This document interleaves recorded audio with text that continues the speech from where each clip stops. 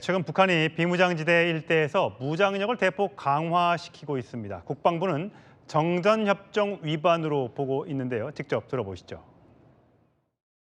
남북 국경을 지키고 있는 제1선 부대들을 강화하고 국경선을 난공불락의 요새로 만들 때 대한 우리 당의 영토 방위 정책에 대하여 언급하시면서 전쟁을 보다 철저히 억제하기 위한 중요한 결정이라서 중요 부대들을 군사기술적으로 강화하기 위한 구상을 피력하셨습니다. 국방부는 북한군의 MDL 일대 장애물 설치를 명백한 정전협정에 따라 설치된 완충지대를 무력화하는 위법 행위로 인식을 하고 있습니다. 문성무 국가전략연구원 통일전략센터장 모시고 알아보겠습니다. 어서 오세요. 네, 안녕하십니까. 지금 북한이 비무장지대 DMZ 인근에 지뢰를 심고 철책을 두르고 방벽까지 세웠다고 합니다. 저런 식으로요. 자, 이게 그러니까 자기들 주장대로 따지면 북침을 막기 위해서 그렇다. 이게 말이 됩니까? 말이 안 되는 얘기죠. 우리가 북침을 한 적이 없으니까. 명분은 우리 대한민국이 또는 미국과 함께 북한을 침공하려고 하기 때문에 억제하기 위해서 난공불락의 요새를 만든다라고 얘기를 했지만 그 내심으로는 군사분계선 일대에서 탈북하는 군인들 또 탈북하는 주민들을 막기 위한 그런 철저한 방벽화 작업의 일환이라는 생각이 듭니다. 지금 김정은이 두 국가론을 들고 나오면서 남한과 북한은 다른 나라다. 그냥 두 개 나라로 인정해달라 이러면서 사실상 저기가 휴전선이나 38선 이런 게 아니라 아예 그냥 국경을 세우는 다른 나라니까 국경을 세우는 일이다. 이렇게 지금 보고 있는 것 같은데 문제는 국경을 세우면 저쪽을 전부 다 국경만 세우고 말면 모르겠는데 저렇게 북한 전술도로라는 걸 깔고 있단 말이죠. 아주 길게. 그럼 전술도로가 도대체 뭡니까? 전술도로는 글자 그대로 병력과 장비를 이동하기 위한 군사용 도로거든요. 그러니까 결국은 국경을 설치하고 그것을 관리하고 그것으로 병력을 이동시키고 주요 장비를 이동시키려면 도로가 반드시 필요하고 그렇기 때문에 저거 설치하고 있는 거거든요.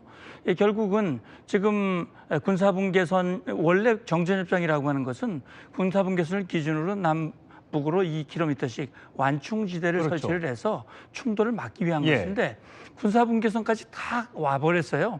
그러니까 글자 그대로 정전협정 자체를 무력화시키는 그런 조치이기 때문에 국방부도 이건 정전협정을 위반하는 위법행위다라고 규정하는 이유가 거기 있는 거거든요. 저는 이런 생각을 합니다. 60년대 베를린 장벽 기억하십니까? 동독 주민들의 탈출을 막기 위한 장벽을 세웠는데 저는 김정은이 거기서 힌트를 얻지 않았을까라는 생각이 듭니다. 근데 저게 정전협정 위반이라면 유엔에서 특히 뭔가 제재를 가해야 될 텐데 그런 얘기는 없습니다. UNC도 아마 인식을 하고 있을 겁니다. 다만 지금 비무장지대가 오래전부터 사실상 중무장지대가 됐어요. 중무장지대. 결국은 북한도 GP를 안쪽으로 들여왔고 우리도 GP를 설치하고 있고 들여오지 말아야 할 중화기들이 들어와 있기 때문에 UNC 입장에서는 지금 북한과 이 연결의 통로, 이 핑크폰이라고 얘기하는데 판문점에 그거 하나 유지되어 있거든요. 근데 북한은 정전협정 자체를 무력화시키고 UNC도 인정을 안 하려고 하고 있습니다. 그래서 UNC 입장에서는 소통을 유지하기 위해서는 적어도 이걸 가지고 문제를 삼고 북한에 제재할 방법은 없습니다. 그렇다면 이렇게 되면 결국 북한과 모든 대화의 통로가 차단될 수 있기 때문에 지금 이 상황은 우리 대한민국도 사실 비무장지대 안에 많은 경계소설을 설치하고 있기 때문에 이건 좀 지켜보겠다. 만약에 북한이 용납할 수 없는 소위 요즘 얘기하는 240mm 방사포라든지 또는 신형 자주포라든지 이런 것들을 그 국경지대 특히 소위 말하는 국경선이라고 하는 그쪽으로 배치한다면 그건 명백한 심대한 위반이기 때문에 그건 조치를 해야 되겠지만 아마 좀 지켜보는 것 같습니다. 지금 비무장지대, 그러니까 완충지대라고 할 수 있잖아요. 2km 구간에 서로를 두면서 적대적 행위, 혹시라도 뭔가 충돌이 벌어졌을 때 좀 완충을 해줘야 되는데 그게 이제 가까워지면 가까워질수록 직접 조준 사격도 가능해지고 좀 더 이 무력 충돌이 직접적으로 맞닿을 가능성은 있지 않습니까? 그렇습니다. 사실은 이 이전에도 가장 가까운 곳은 이 남북 상호 GP의 거리가 1km도 안 되는 거리였거든요. 그러면 기관총 사거리 내에 있습니다. 그렇기 때문에 지금 만약에 북한이 이제 철조망을 설치하고 초소를 얼만큼 이 군사분계실대로 가까이 설치할지는 모르겠습니다만 만약에 기존 초소를 하더라도 결국 언제든지 우발 충돌이 일어날 가능성은 있기 때문에 우리로서는 강력한 대비가 필요하거든요. 그건 억제입니다. 최근에 빈총 논란이 있었는데 그런 일이 있어서는 안 되고요.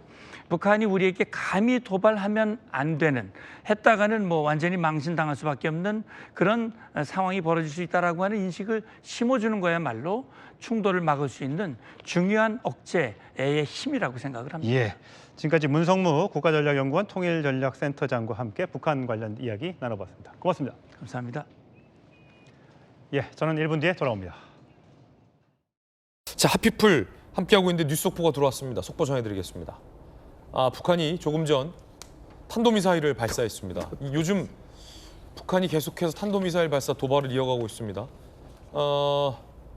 엿새 만에 도발이고요. 올 들어 11번째 미사일 발사 도발입니다. 17일 시작된 한미연합 연습 앞에 북한이 무력 시위를 한 것으로 지금 해석이 되고 있고요. 합참에 따르면 북한의 탄도미사일이 700km 이상 비행을 했다라는 거면 탄도미사일의 사이즈는 꽤 큰 사이즈로 보입니다. 우리 국가안보실에서 긴급안보회의를 열고 북한의 도발을 즉각 중단할 것을 촉구하기도 했습니다. 다시 한번 뉴스 속보 전해드립니다. 북한이 조금 전 원산에서, 강원도 원산이군요, 동해상으로 탄도미사일을 발사했으니까 700km 정도 갔다는 거죠. 자, 그러면 그 동해로 간 700km의 궤적을 그대로 방향만 한반도로 바꾸면 한반도 전역이 다 사실은 저 북한 탄도미사일의 범위, 타격 범위 안에 들어옵니다. 그러니까 우리나라를 명백히 겨눈 탄도미사일 도발을 한 겁니다. 자, 지금 국가안보실 입장까지 나왔는데 또 그런 말 갑자기 그 뉴스 좀 여쭤볼 수밖에 없을 것 같은데, 정혁진 변호사님, 최근 정동영 통일부 장관이 업무 보고했잖아요. 대통령도 부정적인 말씀하셨어요. 지금 북한이 이러고 있는데 조선민주주의인민공화국으로 우리가 부르자. 북한이라는 용어 말고.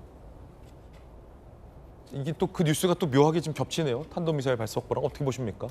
글쎄요, 근데 북한의 태도가 바뀌지 않았습니까? 우리나라의 태도는 그때그때 바뀌어요. 왜냐하면 정권이 어떤 정권이냐에 따라서 우호적으로 바뀔 때도 있고 강하게 나갈 때도 있고, 하지만 북한의 태도는 최근에 바뀌었는데 어떻게 바뀌었냐면요. 더 이상 북한은 우리나라가 같은 민족이라고 생각하지 않고요. 적국이라고 생각한다고 그랬습니다. 지금 제가 공허하다고 생각하는 게, 우리나라 선거 있을 때 주적이 누굽니까? 주적이 누굽니까? 그렇게 물어보는데, 그렇게 물어보지 말고요.